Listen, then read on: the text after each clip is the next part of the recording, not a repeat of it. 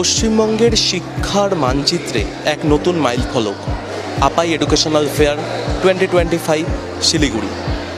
কলকাতার পর এবার আপাই তাদের এই কেরিয়ার কাউন্সেলিং নিয়ে এলো শিলিগুড়িতে, এবং এই অভিনব উদ্যোগ নিয়ে কি বলছেন আপাই কর্তৃপক্ষ।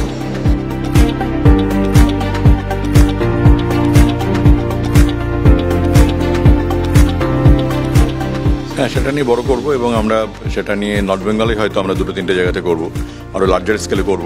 ওকে, এবং সেটা একদিনের জায়গা হয়তো 2 দিন করে করব, এবং শিলিগুড়িতে 2 দিন, হয়তো অন্য জায়গাতে 1 দিন করে করব। আমরা পাহাড়ে ছাত্রদের কাছে আমরা পৌঁছবো, এটা নিশ্চিত।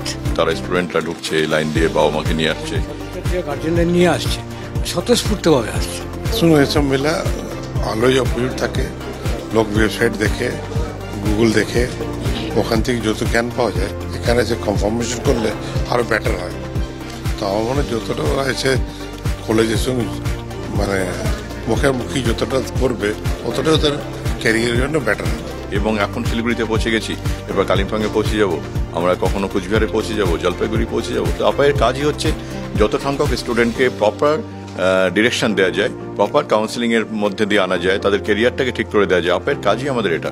সুতরাং সেই কাজটা করতে গিয়ে যতটা সম্ভব স্টুডেন্টদের কাছে পৌঁছানো হচ্ছে আমাদের উদ্দেশ্য। কলকাতার পর শুধু শিলিগুড়ি নয়, পশ্চিমবঙ্গের বিভিন্ন কোনায় কোনায় স্টুডেন্টদের কেরিয়ার কাউন্সিলিংয়ের নতুন ভাবনা নিয়ে নতুন নতুন জায়গায় আসছে আপাই এডুকেশনাল ফেয়ার। এমনটাই বলল আপাইয়ের কর্তৃপক্ষ। ক্যামেরায় কিশোরদের সঙ্গে আমি মনীষ পাল, শিলিগুড়ি থেকে সরাসরি।